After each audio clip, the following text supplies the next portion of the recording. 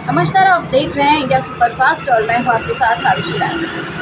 होली के दिन गिरिडीह में हुए दो समुदायों के बीच झड़प ने राजनीतिक गलियारों में गर्मा गर्मी बढ़ा दी।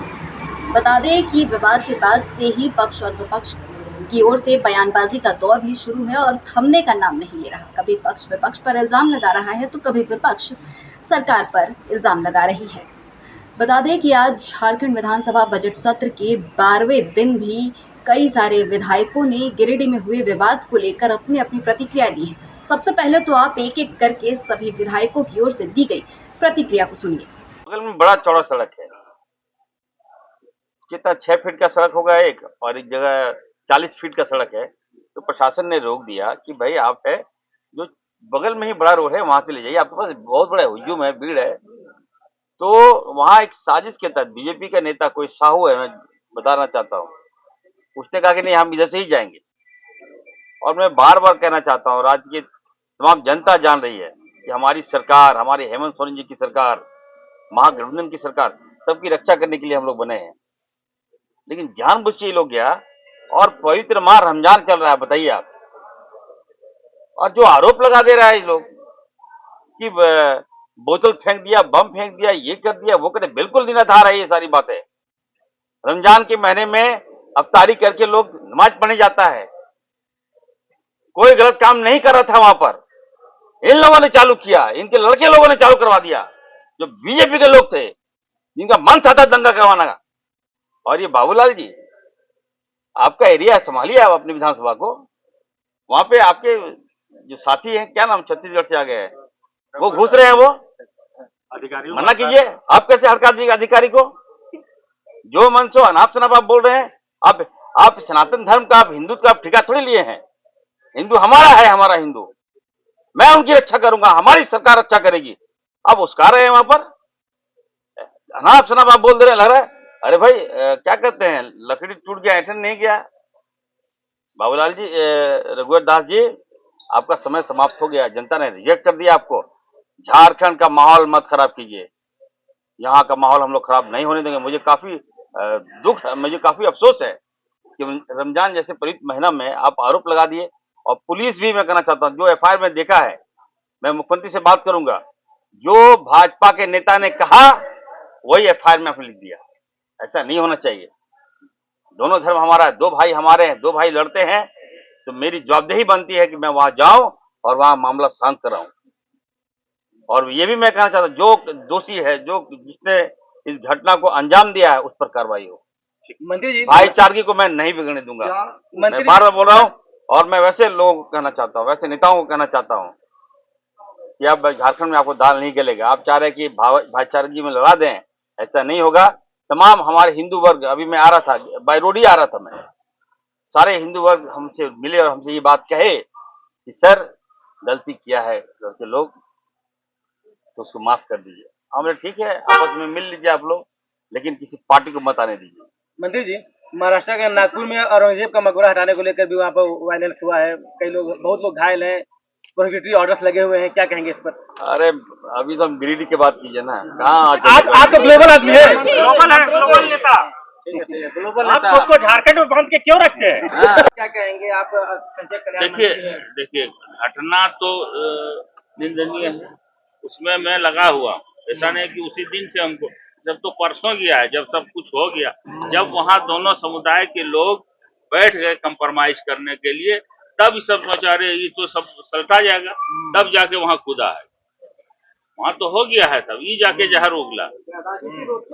ये बोल रहे हैं कि, और क्या चक रहा है मंत्री जी, इसके अलावा महाराष्ट्र में भी और वही देखिए ना औरंगजेब के। अभी देखिए, पहले हुआ पाकिस्तान, फिर बाबर, फिर अकबर, फिर बांग्लादेशी, अब औरंगजेब। तो इन लगा काम कुछ नहीं रहा। देखिए देश को बहुत गलत जगह पर ले गया है, देश बहुत खतरनाक स्थिति में हो गया। अब सबको मजा लग रहा है, इस तरफ बोल रहा है, लेकिन देश कहाँ जा रहा है ये सब किसी को पता नहीं है। और आप लोग खास करके, आप लोगों से भी अपील, देश ही श्रीलंका की तरफ, जैसे श्रीलंका में हुआ, यहाँ भी हो जाएगा।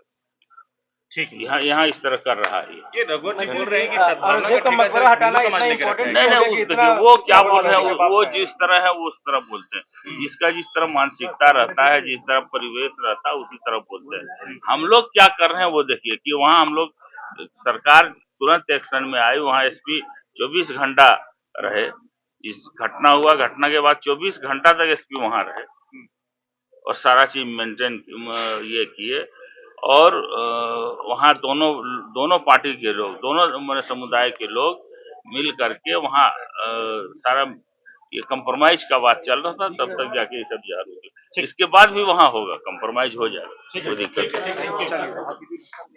एक्सीडेंट हुआ उसके बाद जो एलिगेशंस और काउंटर एलिगेशंस का दौर चल रहा है, कैसे देख रहे हैं? देखिए, कोई भी घटना हो उसके बाद जो कार्रवाई जरूरी है वो अगर सरकार ना कर रही हो अब तो फिर बात है, लेकिन कोई भी मामला जहां दो समुदायों की बात हो जाती है उसमें भाजपा के नेताओं का विशेष इंटरेस्ट हो जाता है। इन्हें चाहिए कि पूरे देश भर में दंगे और लोग लड़े और प्रशासन अपना काम न करे।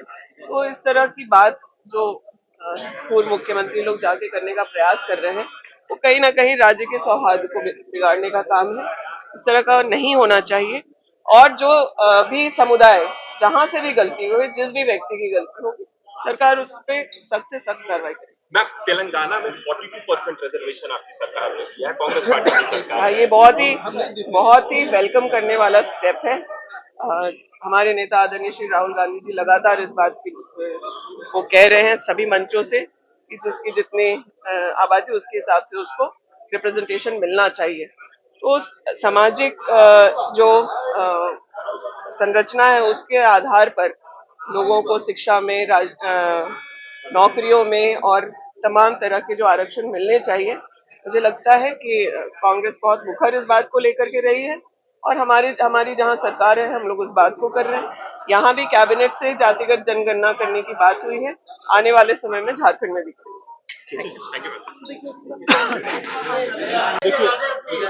देखिए एक चीज है कि जो लड़ाइयाँ हैं, जो लड़ाइयाँ हैं वो लड़ाई लोगों के बीच में, लेकिन जब हत्या हो जाता है तो कानून का बात हो जाता है। अब उसमें सामाजिक व्यवस्था काम नहीं करती है। जब किसी भी इंसान की हत्या हो जाती है तो वो कानून के दायरे में आ जाते हैं। हम समाज के लोग हैं, हम लोग सामाजिक व्यवस्था को मेंटेन करते हैं, लेकिन कहीं पे खून खराबा या हत्या हो जाती है तो उसको as a law, as a कानून उसको सरकार प्रशासन उसको देखती है।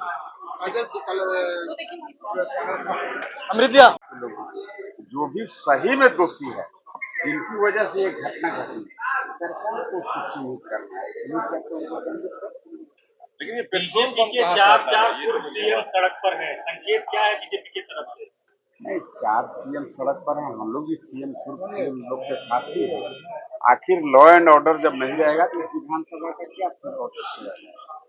अगर यहाँ भी अगर बात आए, सवाल आए, अगर उस पर कार्रवाई नहीं तो लोग कहाँ जाए?